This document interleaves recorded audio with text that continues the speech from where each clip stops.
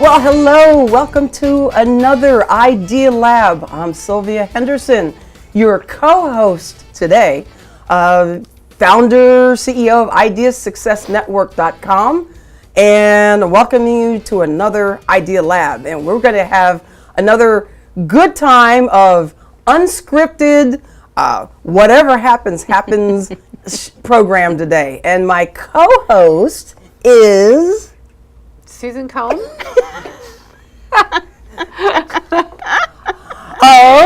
The Handmade there we Life. go.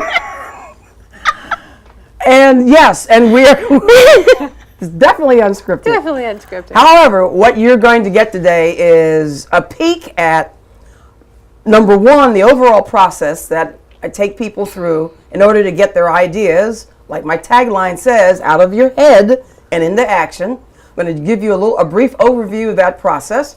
And then after that, we've got two brave volunteers with whom we're going to do what I call an ideation process. And it's not just my word either, meaning sort of get some concept, get some idea out of their heads and really see what it's like to work outside yourself. Because that's a really big part of the process, is to work outside yourself with somebody else, and suddenly you see things and things come up that you can't think of or hadn't thought of on your own. So you'll watch that actually take place. It's unscripted, unrehearsed. We don't know what's coming out of their mouths, and we'll see what happens. So to start off, let me go through the process that I take people through to get their ideas out and clarified and to work on a strategy to implement them. I'll ask you, but of course it's a rhetorical question because you can't answer back right now, but when you, okay, we got a little audio there in the background. Let me ask you, when you have an idea, when you've got something up here and you want to get it out, why do you want to get it out? Typically the answers I get from my clients are things like, well, I want to add something to my business. I want to invent a new product. I've got a coach who is wanting to develop a new program in her coaching practice. Or I want to write a book. I want to do a CD or a DVD. I want to do something that influences the bottom line of my business, change the world. Whatever the answer is typically, I want to make an impact on something. I want to make an impact on themselves, their businesses, on the community, on their family, and again, on the world. Because yes, one person can change the world depending on what they're doing. But overall, you want to make an impact. And so the process that I sort of put together and take people through is called the impact process. And I'm going to go through the different stages of that process, and you're going to see in detail, really mainly the first and second stage as we go through this Idea Lab. So the impact process is the I and the ha. The I of the impact process is to implement your idea and to initiate your idea. And that doesn't necessarily mean get the idea, although sometimes it does mean that. And I help people actually get the idea out even, or identified that is going to solve a problem. So, but otherwise than that, other than getting the idea, initiate the idea also means get the details out of your head and capture them somewhere. Get them down somewhere. I'll go through this in detail in my workshops and in my coaching, but capture, when you've got a thought, when you've got anything in your head and you stay stuck, it helps to write it down. It helps to get it out on a recorder, get your cell phone out and send yourself a message. It doesn't matter how you get it out and capture it so you don't lose it. I've got notepads in the bathroom. They're a little damp, but that's okay. I've got notepads in the bathroom because where do we get our ideas? In the shower or on other devices in the bathroom. And so I grab a piece of paper, grab a pencil, write it down. I've got notepads next to my bed, in the kitchen, all over the place, because when you get an idea, you got to grab it and write it down.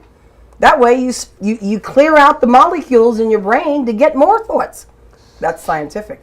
The M is mold your message. So once you get that idea out and down, and you've got note paper all over the place, or you've got audio files, and you've taken pictures, and you cut out magazine pictures because they express something that you want to do, you need to organize them, and then sort of organize your idea by spreading all of this stuff out, rewriting things that you may have recorded on audio, and you start to look at, what do I have?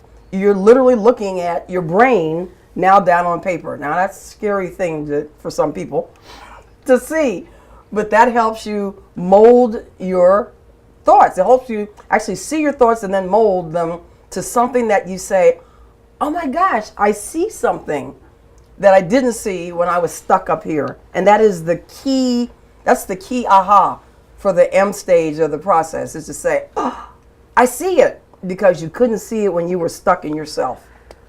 So once you see patterns, once you see how your idea might be able to shape up, then comes the P, the plot your strategy. And this is where I have the initiate, that's capture your idea, capture the details. Then you have things all spread out, and you start to mold your message, start to mold and organize your thoughts. Eventually you come together, it's like putting a puzzle together, and you start to see how your idea can take shape. And it can be a little idea, and you're going to hear just an idea can be just, I've got this issue that I need to solve. And it can be a small thing like you'll see today, basically, since we can't solve the meaning of life here in the next hour. I know, we'll spend 2 hours on that later. Or it can be a big thing like the meaning of life. Either way, you do start to put patterns together and put the puzzle together, and then it's time to plot your strategy. Well, you'll see a little bit of that today, but not that much, because that's really going in depth into getting the idea ready to be implemented.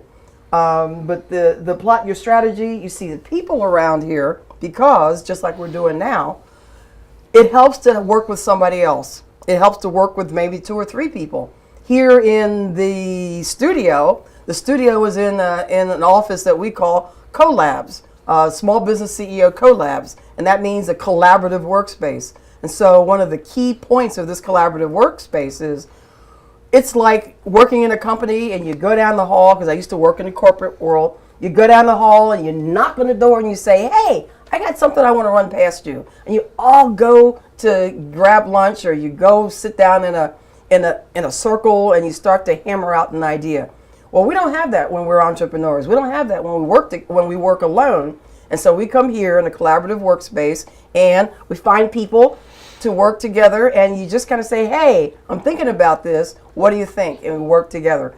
Well, you need to do that sometimes in order to figure out how are you going to implement the idea that you've pulled out of your head, and you've got some sense of organization to that. So that's what you'll see happen a little bit today. Other people may have thoughts, may have ahas that you don't have, and they can add to your idea.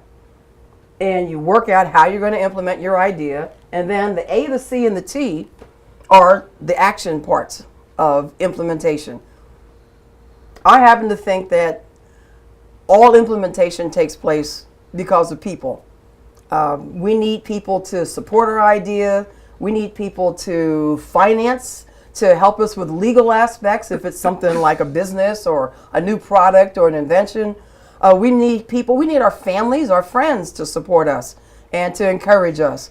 We might need, we need referrals to other people, other resources. No matter what it is about your idea getting implemented, you need people. And so the A, the C, and the T all depend on people. You need to get somebody's attention. If you're going to communicate your idea, you need to get their attention first. You need to get them to pay attention to you, to hear you, to be interested in your idea. The C is communicate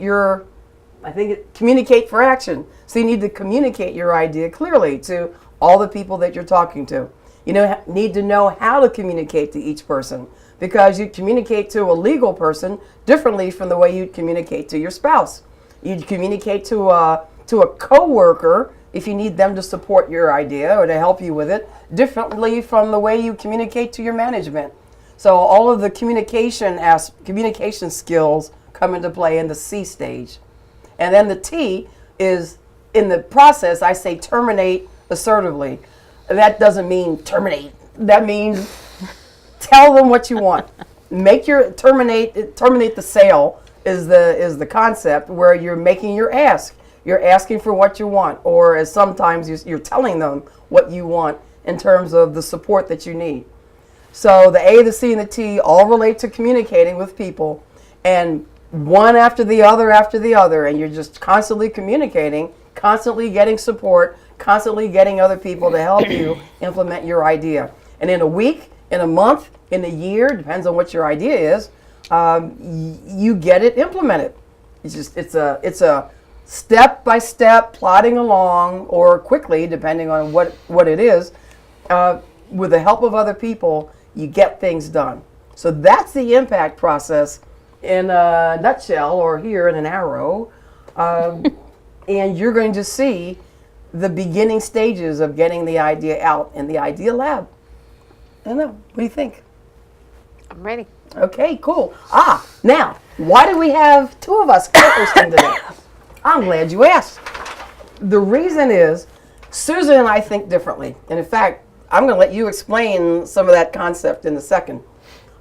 We think differently, but no, we process information differently, I think is probably the better way to say that. When we hear something, what's going on up here is different. I think very linearly. Even though I'm creative, I'm a bullet point linear creative, for lack of something better. Kind of bullet point, black and white, linear creative. I can come up with ideas. I come up with things that sometimes are weird. But when somebody tells me to brainstorm, I do it line by line on paper with bullet points.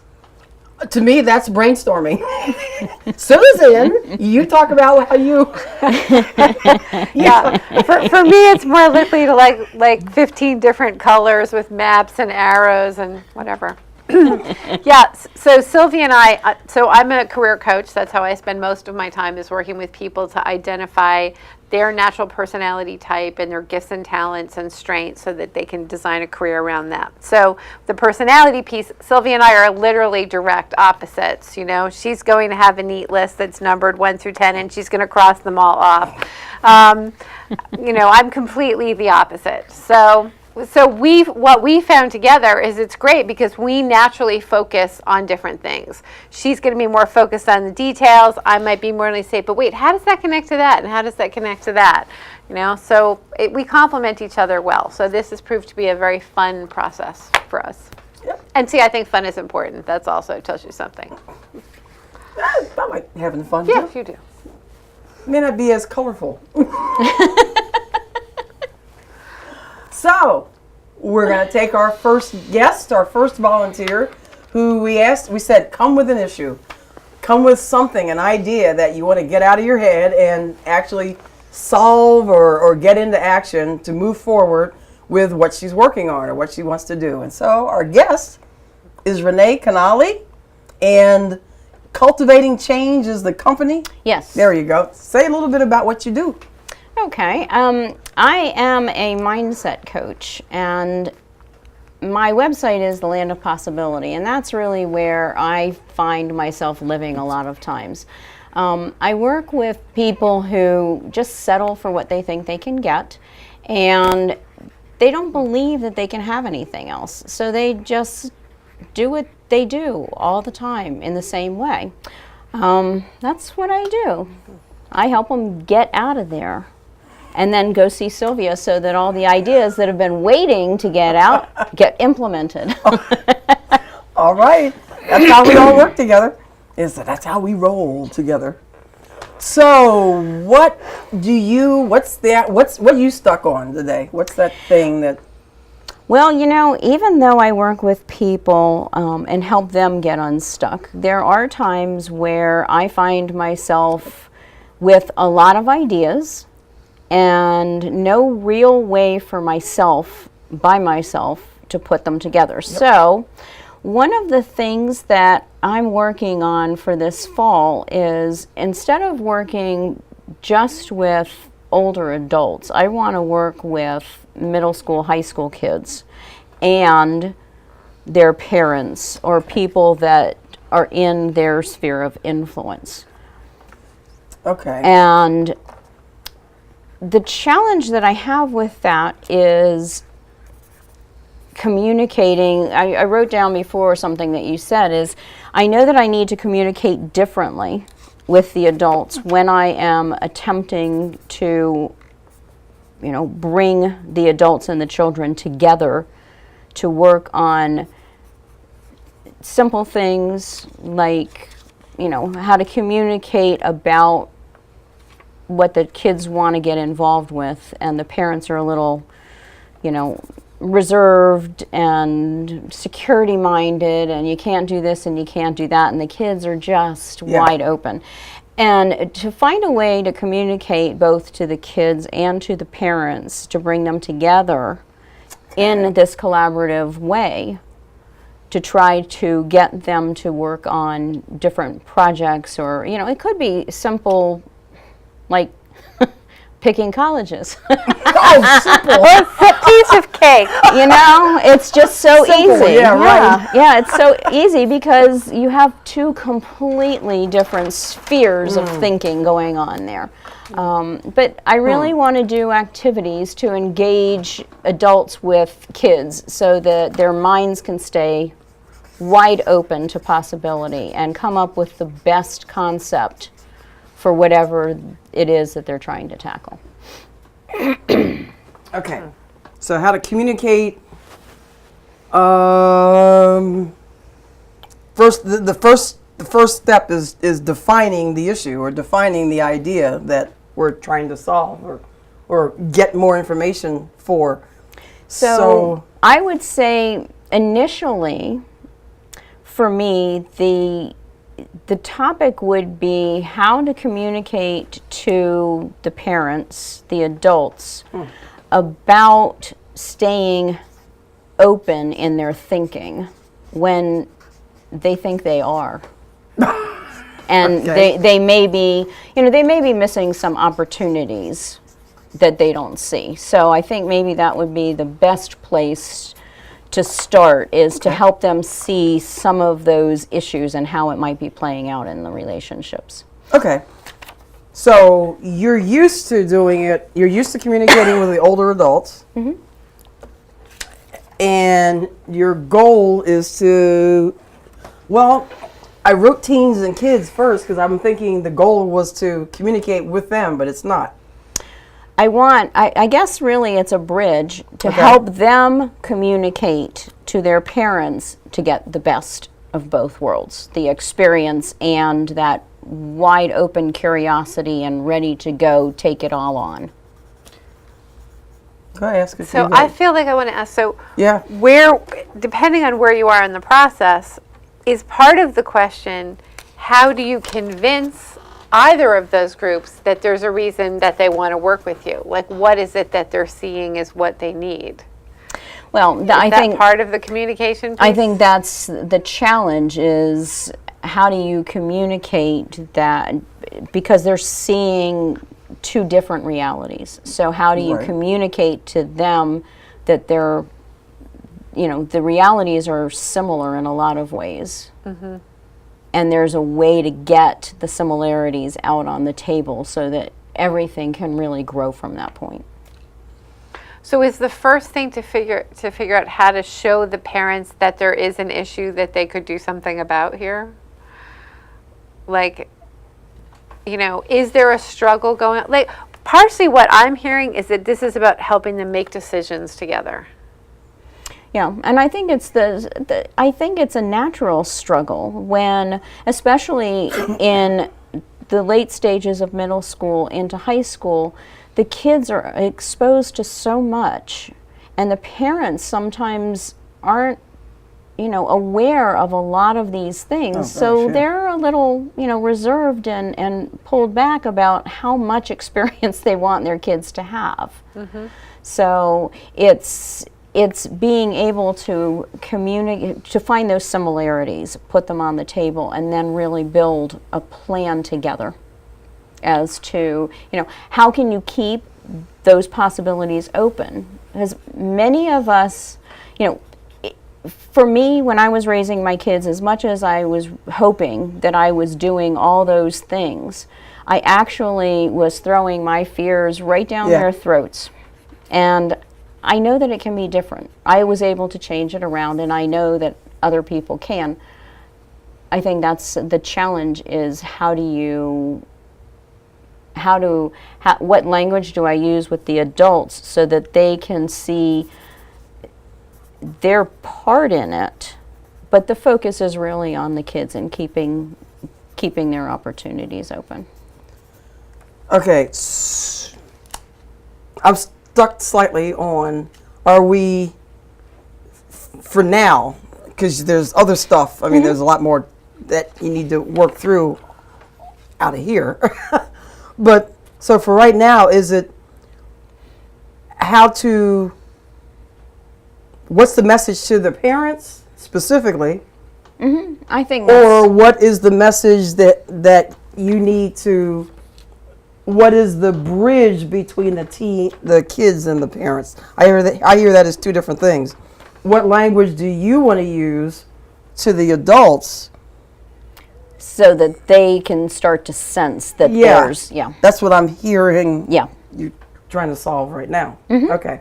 And the language to the parents is not to the older adults that you've been working with.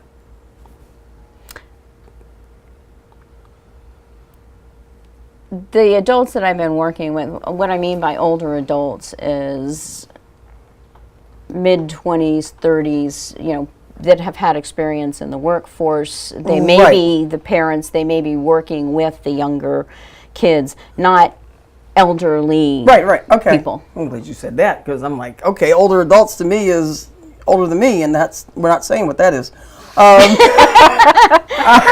What I mean is, right. as opposed to the younger adults that are still in that process of knowing that there are things that they can do, and before they start to get shut down and put into the little funnel to plop out and be the perfect employee somewhere. Okay. I'm moving this over here because I'm sensing the older adults here when you first started talking, where you had one client. You have one client type, and that's us independent or us older people, not involving kids. And so now we're looking at a sort of a different target that is the parents of kids. Right. It's not this particular. Okay. Yes. Right. Yes. Okay. So this person's off. That's the whole different. That's a different client. It may end up being part of this, but that's that's certainly not the focus to start. Okay. So the part that I want to get to is the question how you actually do this with them, which feels like a really different question than how do you find parents to let them know that this service is available and why they would want it. It's more of that, because it's the languaging for people that sense that something needs to change and don't understand what that is. It's like parents, you give advice to your children and you say, but let me just tell you that I know this, and what do? They go, no, can't hear you, not me. And that's what I need to be able to break through, is what language do you give to people so that they can say, I wonder if maybe she's talking to me. Let me find out more. Because we all think we're great parents until one day one of your kids tells you something different. Sometimes every day, if you have a teenager. Depends on if your ears are open, right? Right. Well, so I guess one question I have is, parents with kids is a pretty broad group of people to talk to. So do you imagine particular scenarios, particular kinds of kids, particular challenging events in their lives? It's actually, for me, it's people with entrepreneurial, a sense of entrepreneurial activity. Like, there are people that have wonderful careers and they love their careers, but they have so many other entrepreneurial things outside of their career that they love to do. So it's somebody with a, with a sense that it doesn't have to be either this way or that way, that it can be both. So they're a little bit aware of possibilities other than go to college, get a job, work for somebody the rest of your life, come out of it, and then figure out what to do. You want the kids to have that entrepreneurial sense? I think it resides in most kids. Okay. And so what I'm looking for is to really continue to work with the entrepreneurial adults, the ones that want to pass it on to their kids. They don't realize how they may be stopping their kids from doing what they themselves want to do as well. Okay. I'm going to ask what about the parents who aren't entrepreneurial thinking, those who've got, they're headed for that job every day and they're not really thinking entrepreneurially, and it's fine to have that job, but the entrepreneurial thinker, that's a different, as we all know, so that's a different bird. So I'm thinking possibly also trying to reach the parent who isn't entrepreneurial thinking. I don't know how you know the difference. Well, so that they can see that they still need to encourage their kids. Well, and that, I think that's an awareness that parents say, this is fine for me, but one of my kids in particular thinks very different than me, and I don't know exactly what to do for them, and maybe they're going to do something completely out of my experience. Okay. So that would be a part of it. And there are parents and children that work very well together in what I would call, a traditional sense, and they work things out. But I'm actually looking for those that want more, that they don't want to settle for how it is for many people. They want to see what other opportunities. Okay. What do you think you need to know to answer your question? Do I need to put that a different way? So in other words, No. So our job isn't to answer the question, right? Our job is to help you kind of come up with some things. Yeah. So what I want to get to is like, what is it? What is the actual question? How do I find these people? How do I talk to these people? How do I explain to them what it is that I do? It's the talking to the people. It's the talking to the people, because I have a sense when I talk to people where they might fall. But communicating with them is the part that I get stuck with. So it's not the finding them. Yeah, I'm Okay. getting that. Okay. So maybe understanding them, No, she understands. where they're coming from.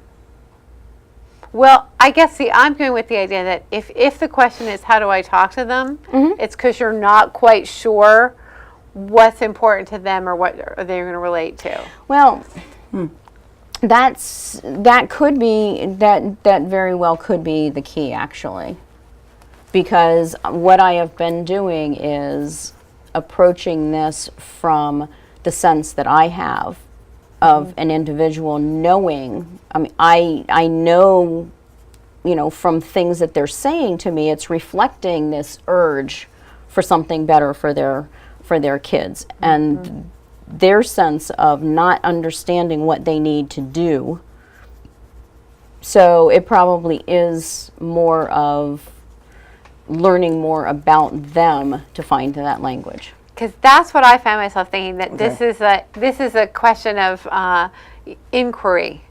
How can I talk to a whole bunch of parents and find out where are the tussles in your family? Where do you feel like this is, so that you hear their language of how they're experiencing it and being able to translate it. Exactly.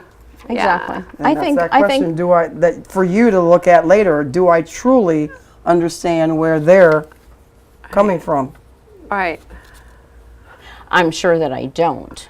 I Okay. just have a With- sense. Okay. Right. So that I think that's a key for later. And I think all of us who are coaches know what it's like when you're so sure you know what's going on. Maybe I shouldn't admit this on TV with the other person, but you have to say, well, isn't it obvious you should do whatever? You know, you have to find out, do I actually have a clue, or is this all a story I've made up in my head? You know? Well, and you do have to. You always have to check in as a coach. You can only assume enough to be able to ask a really good question. Right. But for this, because it's so close to my own experience, I'm not able to see both sides of it. Right. Right. Well, which is the point of, bouncing it That's off of somebody else. exactly, yeah, and that's exactly why I needed to do this, because I wasn't seeing that part of it before. Right. I'm thinking I'm the same person with two different experiences. Because you're a parent and you're entrepreneurial. Right. Yeah. Right. Right. So is writing something? Sorry, I'll shut up after this. Yeah, you're fine.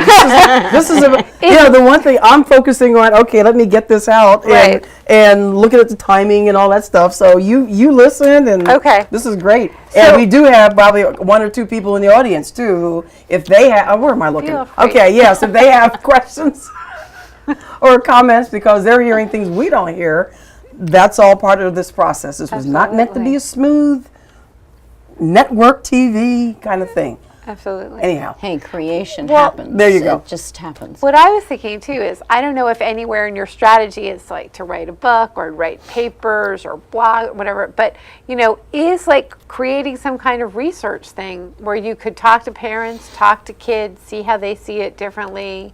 Could that be a whole interesting way to go about this? And that whole power of appreciative inquiry, just to be asking questions to get them thinking about these things, already starts the transformation process. That's a wonderful idea. I wasn't thinking about approaching it that way, but that has a lot of interesting possibilities. So I'm going to stick that there as an idea for a research project.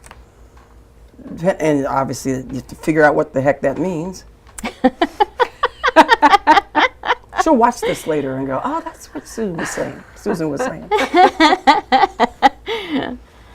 Yeah. What hit me was, which may be part of the research, I'm not sure, was instead of talking to, more asking questions, more finding out, through inquiry, as you said.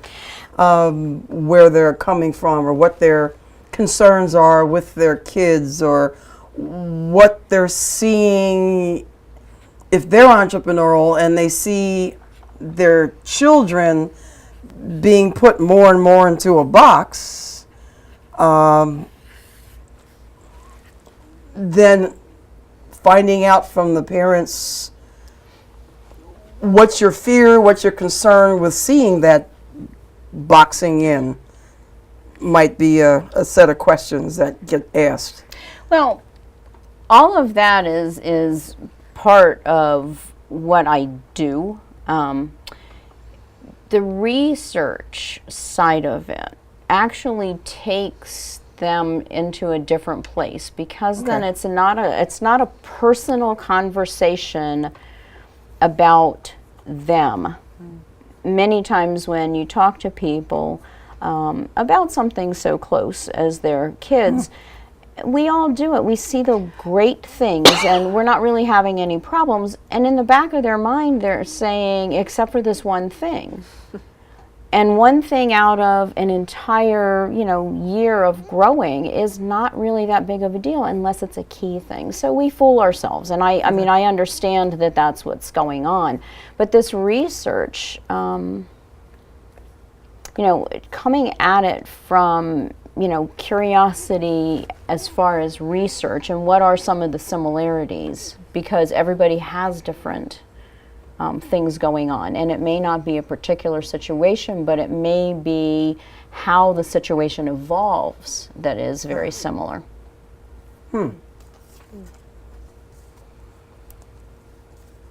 Capture those words before. Keep thinking. I'm writing.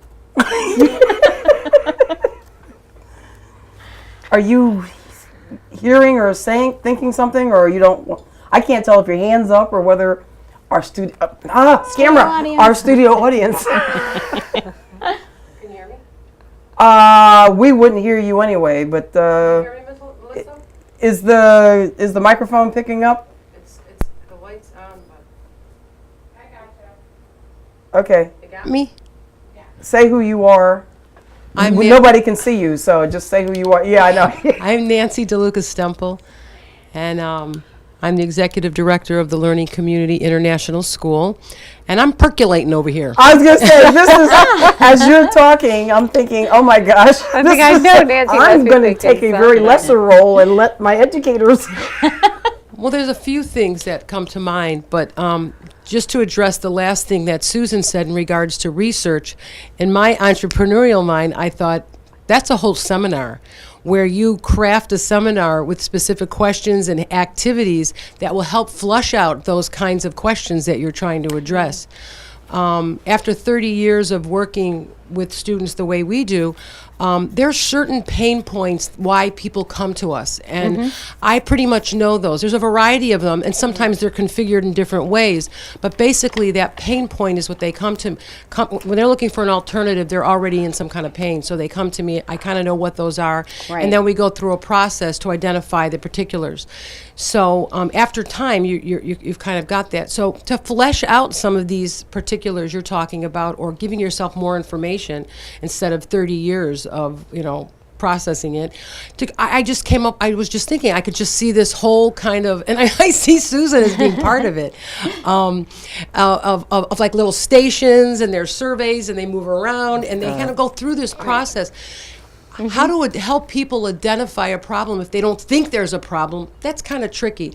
So even presenting it in a way, do you think everything's okay, but there's some underlying thing that's pinning? This workshop might be for you, Yeah. And that, so anyway, that's kind of the percolating things I had going on. Well, that's really great because I was just asked to do a workshop, and now I have a really good idea as to how I might be able to approach it. Right, and you get it right from the folks, and their experiences. So yeah, that sounds great. Right, and that's what I really wanted to do, is both from the parents and the kids, is to get the feedback. So awesome, thank you. Sure. That was a great suggestion. So those stations or that seminar would involve both the parents and the kids?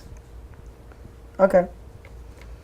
Yeah, so something quite experiential, Right. where they get to see themselves doing it. I'm that in my old days when I was still working with corporate folks, that was what we did, was a lot of team building activities. You probably did that in your thing, where they'd be like, we all get along fine, and 15 minutes into the activity, they're practically murdering each other out there. You're like, okay. Yes.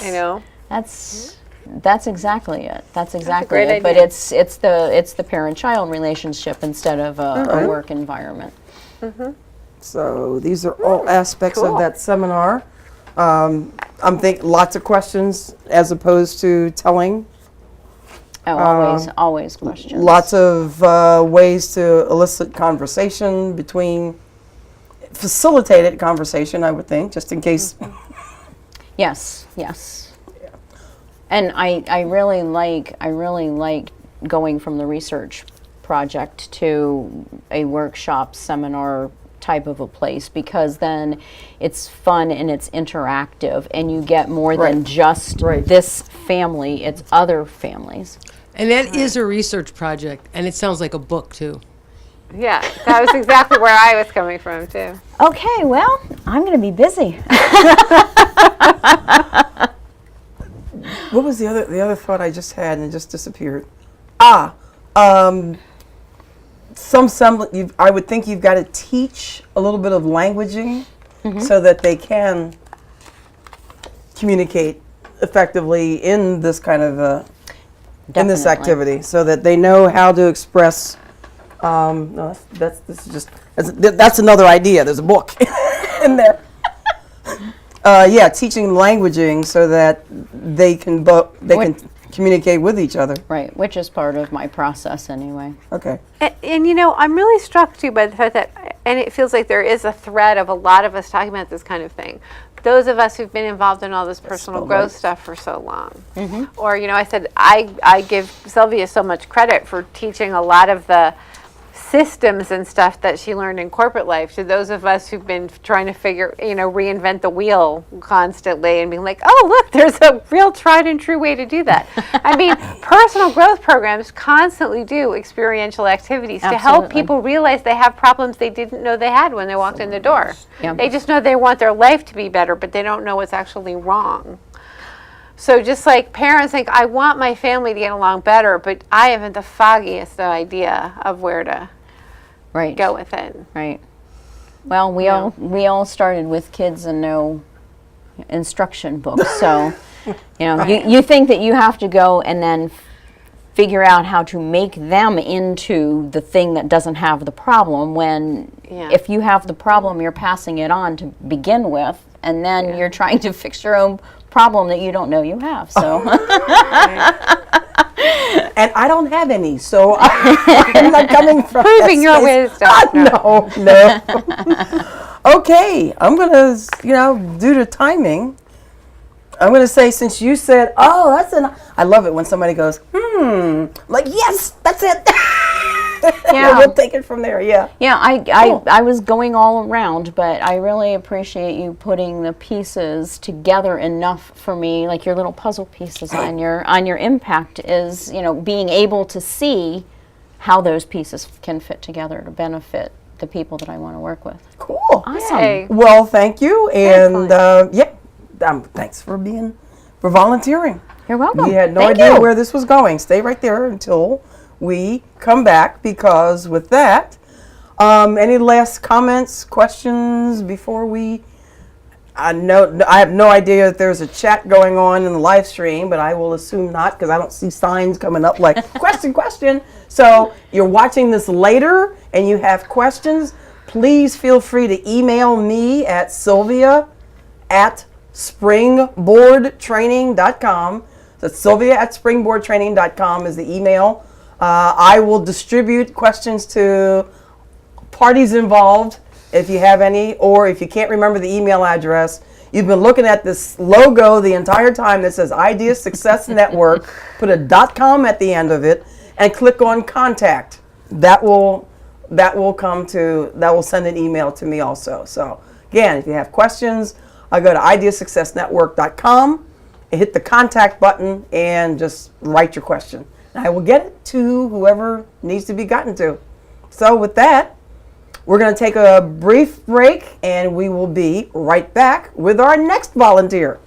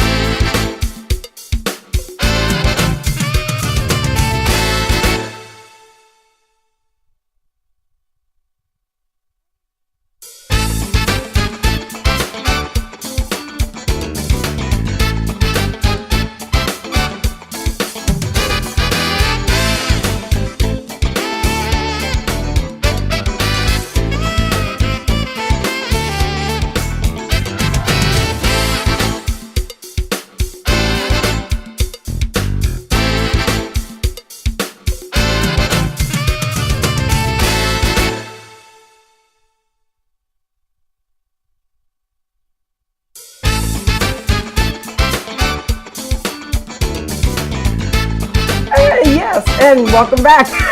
You caught us in a studio giggling moment. So welcome back to Idea Lab. And we're going to, as you saw, I presume you saw the first half. You saw the process. We had no clue. Susan and I had no clue, and I hate to tell you, but probably Renee didn't have a clue either of what was going to come out and where we were going with this. And as you see, I mean, the process of getting the idea out of your head is, idea could be just a question. It can be a project you're working on. It could be an intention or that you set, a goal that you have. It's just getting stuff out of here. And part of the process is just asking a lot of questions, saying, listening. If you're the other person working with someone, you listen. And you ask more questions and you reflect back with, this is all questioning technique. You reflect back with what I hear is that what you meant? Or, what I'm hearing or what this sounds like to me is, and then you say what that sounds like and the other person kind of comes back with, no, I didn't quite mean that, or that's not what I'm trying to say. And this might go on for a long time, depending on what's going on in the ideation session. So that's what you saw. That's what you're going to see again, probably. And so now our new volunteer is Bettina Frazier. And so tell folks what you're all about. Well, if I knew how to do that, I probably wouldn't be here tonight. So my name's Bettina. Well, what do you want to be if you grow up? I recently, I'm a family coach, and I have a business called Creative Coaching. And it recently came into my awareness that neither of these words are serving my purposes, and that I actually need to find a new company name, a new tagline, and a new title for myself. So I know what I do. I've got all the ideas in there. I know what my passion is. And I realized at some point that I'm just not communicating it. So when you were talking about that chart, I thought I'm already at that C place. So, I'm just not, I want to find the words that are going to help me to communicate to people what it is I do so they know if they need my services or not. So that's basically what I need help with. In fact, I now have a company name, so I'm okay with the name, but I'm still looking for an effective tagline and for a title for myself that is going to speak clearly. Okay. So what's the new name? So the new name is Best Parent, Best Child. Ooh. And I'm happy with that. Yeah. So my passion is really working with parents and supporting parents, giving them the knowledge or listening to parents in a way that they're able to access their own knowledge so that they can do their job of bringing out the best in their children. And that's, that focus is not in my previous name or anything else. So that's what I really want to draw out with my new title. Okay. I'm going to, because I explained it in the first part, I don't know if I did actually. A lot of the ideation process for me is to listen to what people are saying and then sort of jot down keywords that pop up for me, because this is the I stage of just getting the thoughts out. And so this is sort of getting what I hear thoughts being out and down on paper so we can kind of see what was said. And then when we see what was said, you kind of see, sometimes you get that aha once you see it. So I'm writing randomly right now when I hear some words that I think are key. And then I sort of key off of those words and build on that. So some of you might be called mind mapping as you flow through thoughts and what words come off of those thoughts. I'm kind of mind mapping, but my tool is Post-it notes on flip chart paper so that the person can take it with them, or Post-it notes on a whiteboard. So that's what I'm doing. I'm doing a lot of looking down and writing while Bettina's talking. So you got to name the name of the company, so we're not going to change that. and your focus is parents as opposed to the kids themselves. Yeah. And I had another thought, and then I went off and explained that, and the thought went poof. It'll wander back. Yeah, it'll wander back. Go ahead, if you got something more. So can you explain what you actually do with people, like how it is that you work with them, and maybe an example of what that would look like? Okay, so very briefly, I have a therapy background, and specifically I work using a solution-focused brief therapy approach, but I'm actually, because of that, working using a coaching model. So solution-focused brief coaching, or you mentioned appreciative inquiry before, and this is part of my training. I've trained to be a parent coach, and that was the part of that training. So I'm using appreciative inquiry, and I'm using solution-focused questions in order to draw out really what are the goals that the parents have, and what are the strengths in the family, what are the strengths that are with the parent, what are the strengths that are with the child. And that's the foundation, really, is to find out with that, what are those strengths, what is the goal, and how are we going to get there.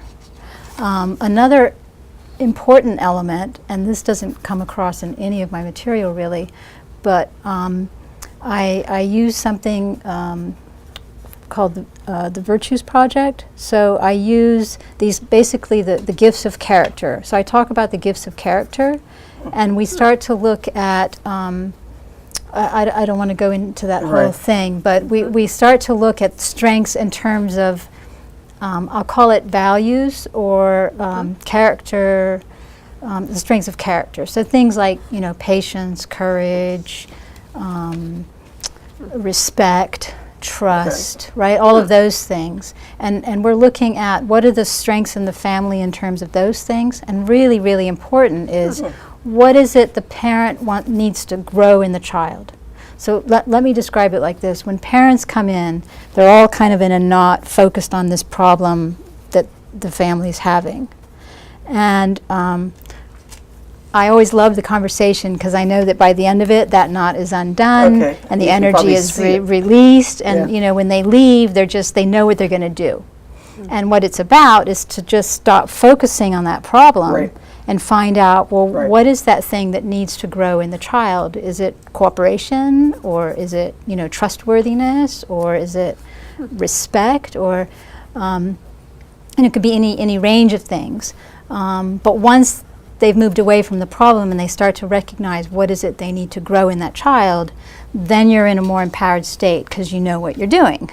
And you can start to look at, how much do they have already of that quality, and you can start to piece together a plan of what we need to do in order to grow it. So that's kind of it in a nutshell. It's unique. Because that was one But of it's the... very positive. Yeah, well, I mean, Focus on the positive rather than- strengths-based piece is certainly, that's very much like what I do, too, is help people identify what do you naturally do best. But this whole character piece and the values is really interesting. I've never heard anybody talk about that. What I really find is, parents, as soon as, and children too, as soon as you start talking about that, and basically, just to have an understanding, when I present them with a list of these words, I explain that these are things that are already inside them. So we don't need to reinvent the wheel. We don't need to take anything, stick it on the child. We just need to water the seeds that are already in that child, right? So that in and of itself comes as a great relief to both the child and the parent, because it's already there. We just need to grow it, So yes, it's very positive. It's very empowering. It's very respectful, because in the course, the first half of the conversation is about finding out, what the strengths are, because when everyone's focused on the problem, they forget to see that, 95% of what they're doing is great. It's just that 5% that's causing the problem, but, don't forget about all the good stuff, because that's, that's so important, right? And that's what you want to build on. So that's what, you've got a big platform to build on. And so that causes a shift before we even get to the discussion of what needs to grow. Okay. And... I need to add one more thing. Okay. And this is also very important to me, and it was one of the reasons I went with this type of the training that I did, I find it a very respectful approach in that it's not following the medical model, which a lot of counseling would be, where the person's coming in with some kind of deficit, and you're the professional with all the knowledge, and you're going to give them advice and tell them what to do. This is the polar opposite of that. It says, you in this solution-focused relationship, the person who comes in, the parent who comes in, is the expert in his or her family, and they're the expert in what in their child. I don't know anything about their child. In their child, in the family, and I'm just asking questions that facilitates them realizing what they need to do. So I'm not giving advice. I do explain about the virtues so that there's a basic understanding of that. But I don't give them advice about what they know what they need to do. I mean, that's the other thing, is as soon as I start asking questions, they know the answers. And you can just see the lights start going off of, because they've shifted away from thinking about the problem and they've started thinking about the solution. And as soon as they do that, their ideas start to flow, right? So I really love the work, and I find it so respectful and so empowering to parents. And I just need to communicate that somehow. Yeah. These are all the things that are coming up for me with the wording. So if we're looking for, I need to identify the problem, the issue again. What you want to get from this is a tagline. Oh boy. A tagline, and the other thing I'm looking for, it's really, my communication to the outside world. How do I let people know what my service is about and why it's not counseling, but actually, if I can go out on a limb, I'd say it's more empowering to parents than counseling. I mean, there is a place and a time for counseling when there are kind of mental health issues or there's, deep trauma and stuff, but my specialization, my area of specialization, based on all the things I've studied and my own personal experience, is to do with parenting. And I think a lot of the problems in families, it's just to do with that parent-child relationship, and it's not to do with mental health, and it's not to do with trauma. It's really just to do with how do we make this relationship work better so that the child is thriving and the parent is feeling empowered to do their job. Right. Another word, empowering. Child thriving. Man, these are all words that are popping out. I know it's hard for you to see. They're seeing it. But well, that's what it's true. I'm writing down phrases too, like untying knots, watering the seeds, respect, empowerment. yeah. I wrote down uncovering your own wisdom. Like I really relate to what you're saying about just parents deal with so much guilt. When something's not going right with your kid, it's like, oh my God, it's all my fault. I'm a terrible parent. So just everyone's like, you know what? You're fine. All we need to do is help you, look at this from a different perspective. Yeah. So I mean, the other thing is I always, say, my little mantra when I run my workshops is there's no such thing as a perfect parent. There's no such thing as a perfect child. There's no such thing as a perfect human being. So it's, I think families put this big weight over their head because they have this perfection shield that they feel they have to live up to. But we can just put that aside and stop worrying about the perfection and just look for what is the growth that this problem is enabling to take place, So even the idea of looking at problems as problems changes when we have that conversation, because it's not about the problem. It doesn't even matter what the problem is. It's about what is the growth that's now going to take place as a result. That's where the focus is. What's the learning? What's the growth? And as long as there's learning and growth, then it's all good. right. Normally my back wouldn't be, we'd be looking at a board together, so excuse the back. I'm going to move this a little bit and hope that doesn't mess up the camera. Okay, they can still see, so that you guys can see. Because if we're coming up with the phrasing, to me the phrasing, the tagline should reveal the result. I had some ideas earlier today. Ooh, I see. Whenever I'm on the highway, I have these like. And do you write them down? I'm breathing properly. Well, no, because I'm driving. I don't care. Do you say them, or you should see me sometime. No, what happens is I miss my exit, Yeah, and then I'm late because my mind is thinking about. You should see me sometimes. I'm like, I know I shouldn't be doing this, and there's like there's 2 words that I can write while it's all scratchy until I can get to a stop. Yes, I got. Oh, you should see our studio audience. They're like, I want to say something. So go ahead and say something. Identify yourself again, because this is going to be a separate. This is a separate. My name is Nancy DeLuca Stempel, and I'm the executive director of the Learning Community International School. You said something, Sylvia, about that tagline, revealing to folks what you do, and you said it's the result, it's the outcome. So the first thing I thought of is, what are your clients already saying about you? What has been their experience? And if you kind of look at some of those things that also might, along with the key words here that you've already put down on the board, might also help you, because they're the ones that got the results. They're the ones that are happy now. They're the outcome. So maybe looking at some of what your testimonies are.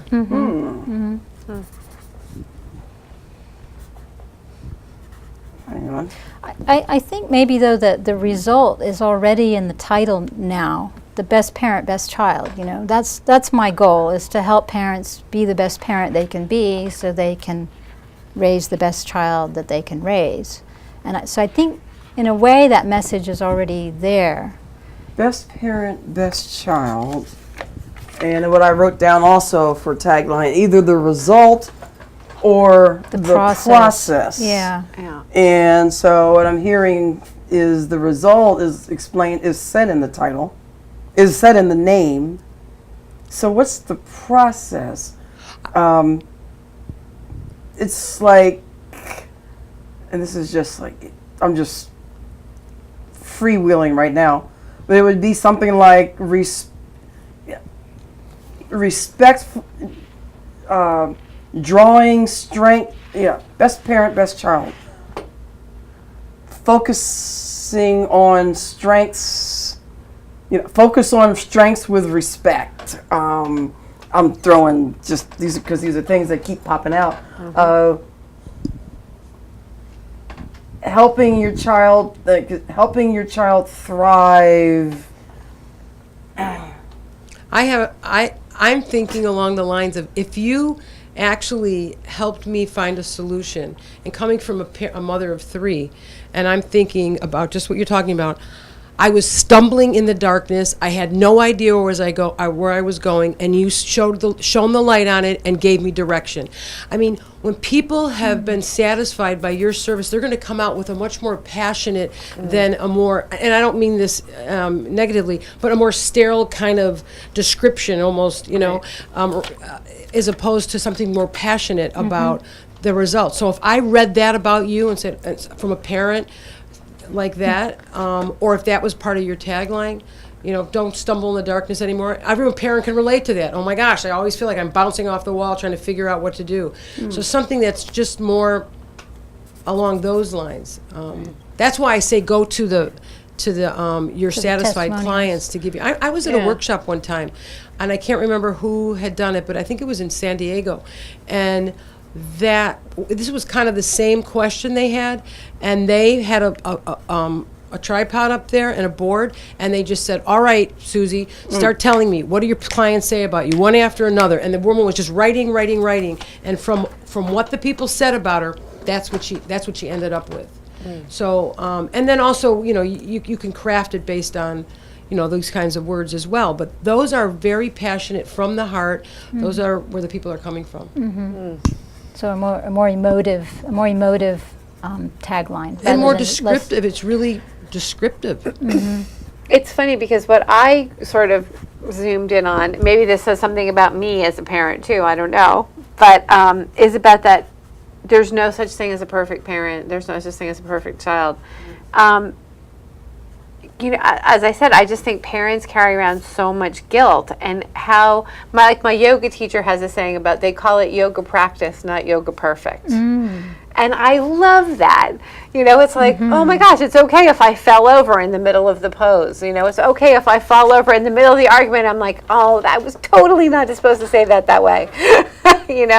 We can live through it. So, and I think it's interesting too, and just when you talk about not perfection, but you have that word best in there, I think it's maybe kind of important to say, like, from a gentle place, not best as in, we like around where we live, people have that so high achieving, everybody has to have a 4.4, average kind of thing. It's easy to get caught up in that best thing as a bad thing, but in the, like, we're all doing our best and we're all in it together, and so, but I feel like that perfection thing is big. I don't know.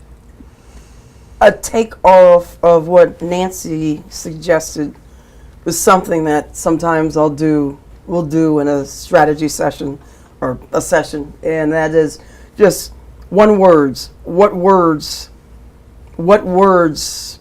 do you feel? What words come out when you're talking? What words explain what you do? And that's I captured words that I heard, but they're more phrases. But when you said best, that would be a word that would get thrown up on the wall. And I know to come up with my tagline, I got to ask, because I have to go through the same process for me. I got to ask, okay, so what? Just start talking. What do people feel when they work with you? What do people get when they work with you? What's the result? What are you doing when you're working through a process? And I just started throwing out words, and some of those words I struggle with, because it's like, well, I don't know what some of the words would be, but so just keep thinking. What words just keep coming up for you, and best, and you're just throwing them all out. And I ended up with a page of words that a lot of them were, yeah, that's kind of what I do, and well, yeah, that's kind of what they get. And it was let me move this word over here, and if I take out the word coaching, because I kind of put these things over here, because this is what you said is where you were, Right. so that's sort of that passed. So as you start thinking of a tagline that has coaching in it, it's like, nope, coaching's off the table. Yeah. Right. And so I'm going to ask you, So go ahead. one thing that comes to mind is what every parent gets in a session is clarity. They right. That's exactly, like, clarity, focus, as well as they'll leave always with an idea of what should I do next. And I think part of it is that families are on this. I know I've been there myself. You're on this hamster wheel that just goes and goes and goes, and you never have time to really reflect on what are you actually doing. And then you've got all these problems coming up because it's life, and that's what life is like. But you never have time. You never take time out to sit, reflect. And so part of my reason for founding the company was to give parents just a time out in order to be able to hear themselves think. Because when they can hear themselves think, they know what they need to do next. But it's really that time out, that peacefulness, that allows that wisdom to come up. Okay, God, so she uses a huge word. Yeah, okay. So what I wrote the first time was clarity, focus, encouragement. Because partially what I hear you saying is they leave not feeling like, it's hopeless, I don't know what to do. No, they right? leave enthusiastic. Like, I know Right. what I'm going to do next. Yeah. But also that, a time out, I know people play to this a lot, like a time out for mom and dad, but whatever, that idea of a time out being for the parents as opposed to the kids. That's another thing you could play around with, Your whole reaction. You're, as a parent, your physical reaction. You said time Yeah. out. That's what what parents literally. need. That's Right. what every Right. parent needs a timeout so that they can think. Right. And just having that enables them to move forward with more clear about what they want to do. And it's not just, I mean, that's true for all things. It's not just parenting, right? Yeah. You can't just, if you're just acting, True. and you never actually take time out to think about what you're doing, then it's kind of an aimless thing. You don't have a goal. You don't have a Yeah. plan. I think playing around with that timeout thing is so. I don't know. That immediately just went. Ah, That's it. Best parent. Timeout to.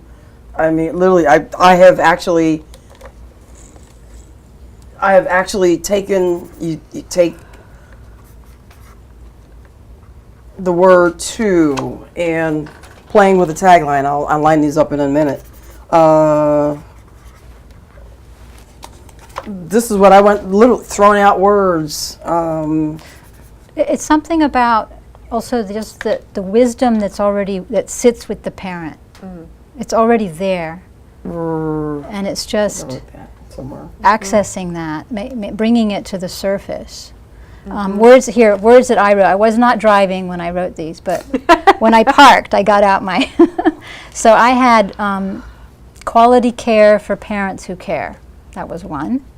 I had connecting families to core values, because I was thinking about, that's part of that focus is when people realize, oh, what I'm trying to do is help my child, show more respect. Then they start to get a plan for how they're going to do that. What's hitting me with those, and it's hard to not, you have to be not judgmental too when you're thinking through.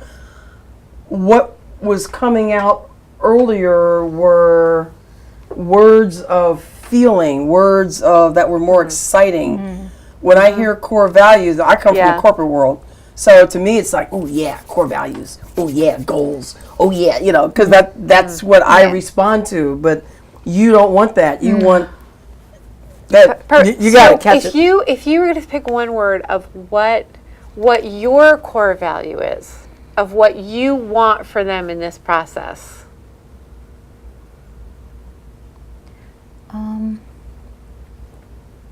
It's something about perspective. Because the people come in with they're like stuck on this problem like that, and by the time we're done, they've just moved away from that, and they've kind of lifted their head and they're looking at that positive solution. Maybe the word solution needs to be in there.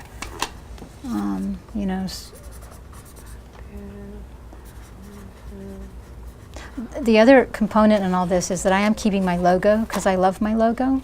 And my logo is a golden egg, and it has that. It communicates that that potential that lies in all things. But there's also a really important story about the golden egg. And I actually heard this story after I had already chosen it as my logo. But it was when I heard the story, I thought that's why I have that logo. So the story comes from Indian mythology, I think, and it's about when the souls are in heaven and they're sitting in their golden eggs waiting to be born. There's a god who pairs that unborn soul with the parents, and in the pairing what they're looking for is the perfect match, so that every child who's born has a special gift for his or her parents, and every parent has something to teach that child. Wow. And I thought that's what it's about. Okay. That's what it's about. Okay. Because we're not worried about the problem. We're worried about what is the learning and what is the gift, because every problem has at its core a gift. Yeah. I love that. That's gorgeous.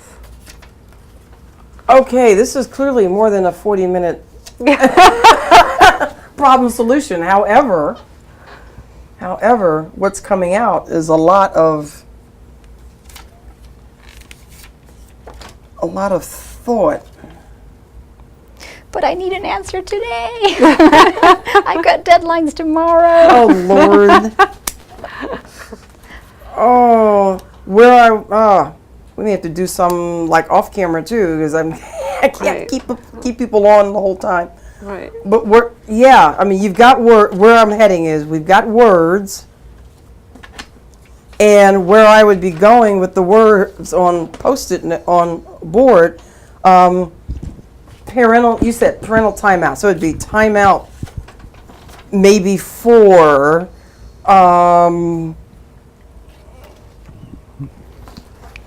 you know, this is where we start playing around with words, you know. Is the tagline timeout for reflection? Is it timeout for clarity? That's not what it would be, but, and we start playing around with, so, okay, so is it timeout to do something? Is it, that's literally how I go through sometimes what's hitting me as a phrase that I go, that's it. I think we have a question from the studio audience or okay. idea or whatever. Oh, cool. Yes, we just have a comment by Kevin Strauss, one of our viewers. Yeah. He has an idea, uncovering your potential. Uncovering your parenting potential for your child. And then the key comment, it's a bit long, but I hope it helps. And I think it's interesting because just before I was given this, I was thinking based on your egg, and I was saying the same thing, uncovering the gifts between parent and child. So this is right along the line of the same kind of thing. Maybe discovering the gifts. Discovering, yeah. But you said they already know, wait a minute, or was that, who said they already know the answer?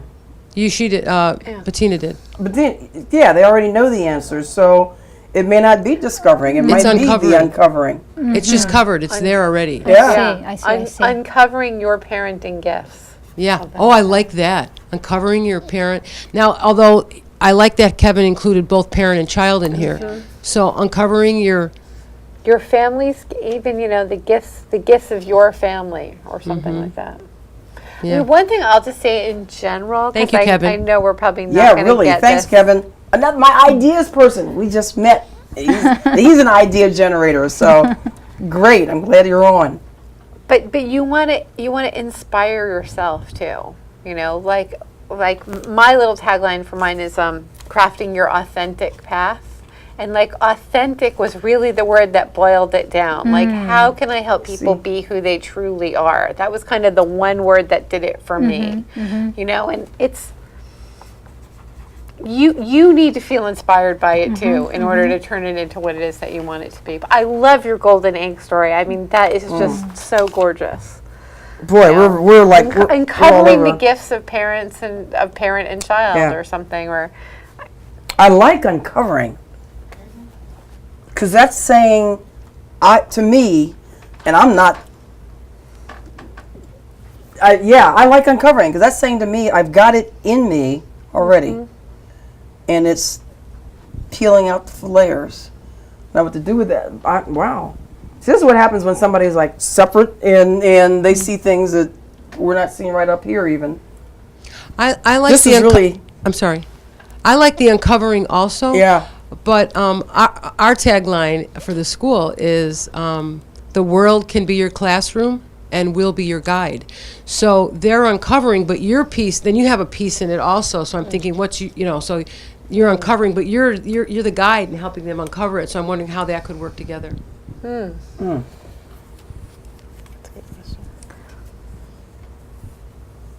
Yeah, for me, there's always which is in everything, there's that spiritual element that's important to me. For me, that's always at the core, because it's about, what is that? It's a spiritual journey. The parent-child relationship is a sacred relationship. Okay.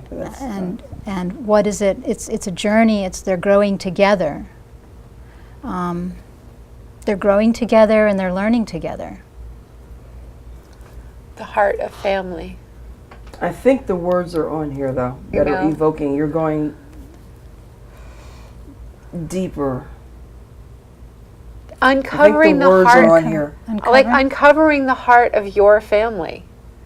So it's implying it's all there, you just have to uncover it, and it's specific to your family, covering the heart of your I'm wondering if there's a shorter word. I'll go in and look at the thesaurus later, but if there's a shorter word that can give that same feeling of uncovering, because it's such a long word, uncovering. Not that bad. No? It's not that bad. I think with three or four of the words, you see, potential was a word that tells me possibilities. That tells me positivity and possibilities. I'm running out of room. But yeah, uncovering was definitely something that needs to be looked at. Mm-hmm.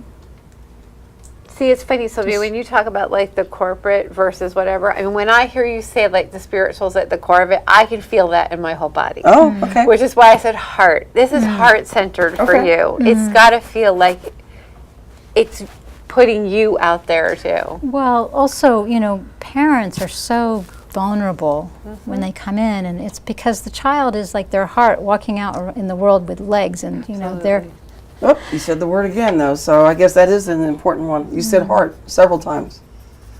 So that's probably something to...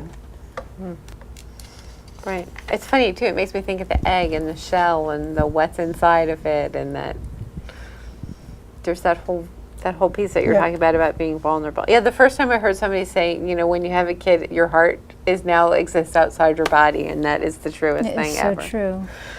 For their whole life, Yeah. your whole life. Okay. Yeah. We may have to work on this further off camera because in timing for the session, because you didn't say much this time, so I didn't know if you had other thoughts. Me? Yeah. About what? I don't know about what was coming out for you, or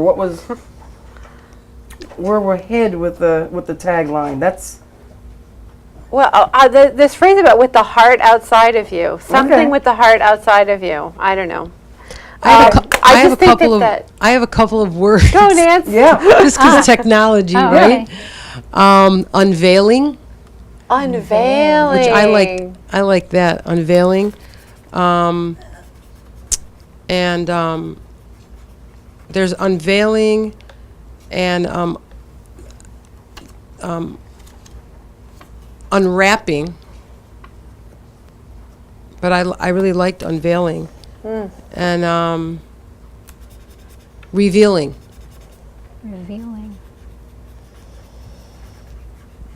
Unveiling. Revealing feels a little vulnerable as a word. If you think of hearts that are so vulnerable. Unveiling the heart of your family. Something. And unveiling I like because it's indicating that it's already there and it's just being shown.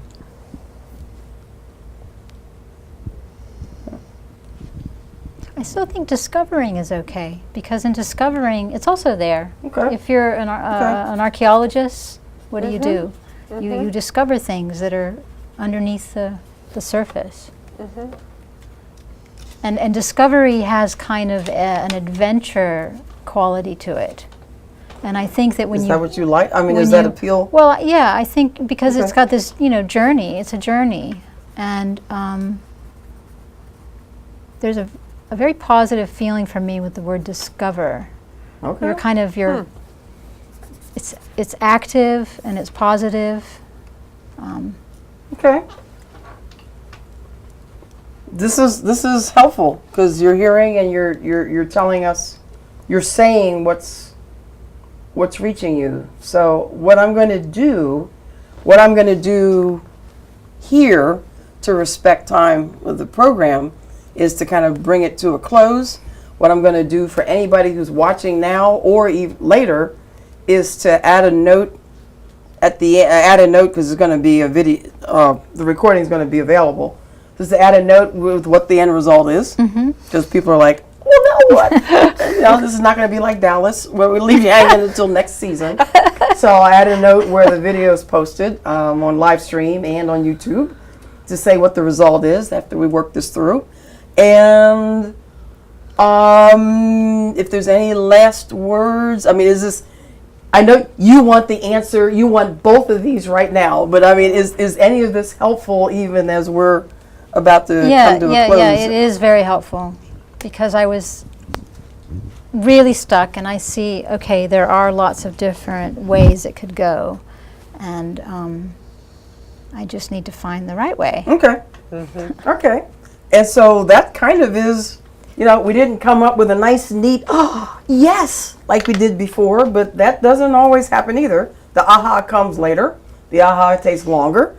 And we are kind of solving the meaning of life here, I think, as opposed to one small thing. But this is seeing at least the things that you're saying, so that we can pull these around. And really, the process that we're going to go through off camera is, okay, how does this word come up for you? And then if we add this word to it and we make a transition, how is that sounding for a tagline? So that's what we'll do. And you may end up having to do some of this actually at home too, but we'll work a little bit here. So with that, hey, that's Idea Lab. Don't know what's going to come up. We don't know if we can solve shortly. Sometimes my ideation sessions, sometimes the idea strategy sessions take 2 or 3 meetings before we get it done. But hopefully you've seen the process in 2 ways right now, where it was an aha revealed, and then they're just kind of a calmer, yeah, I'm seeing some things revealed. And that's what happens when you work through your ideas.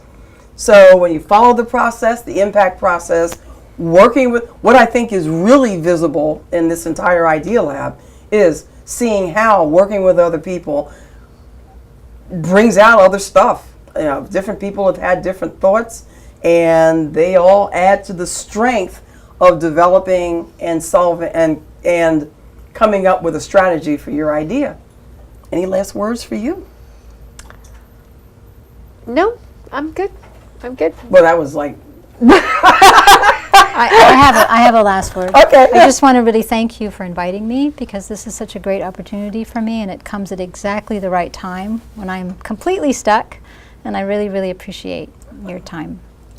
It's exciting things that you're doing. That's why, it's just, I think that's why the goal is to find something you can feel really Right. excited about, because you're going to say that tagline over and over and over again, and it really does need to intrigue people, the right people, the ones you want to reach, in order to then say more. So it took forever to figure out. In fact, that the process was. So what do you do when figuring out mine? So what do you do? I'm like, well, I help with clarity. So what do you do though? Well, I help people create strategy. Yeah, but what do you do? And by the time we were done, I was ready to smack the person I was working with, and I was like, well, they're stuck. I help them get stuff out of their heads and into action. And she said, that's it. I thought, what's it? And he says, so get out of your head, get into action. And I was like, yeah, I kind of like that. And that's how I came up with my tagline. So sometimes it's a painful process when but you come up with it eventually when it sounds and feels right. Mm-hmm. So with that, thank you so much for hanging in there. It was a lot longer than the normal Idea Lab, but I thought this would be interesting enough to help you figure out something that you're working on, find the right partner that you trust, who can challenge you, not discourage you, and work through this exact same process. You can use Post-it notes, and I do not have stock in 3M. You can use index cards and do it on the floor, or do it on the table, anything to just start to pull the thoughts out of your head so you can see them and then work with them. So thank you so much for joining me and spending your valuable time with us on the Idea Lab. And I hope to see you at the next Idea Lab when I don't know what's going to come up. So make a good night, make a great day.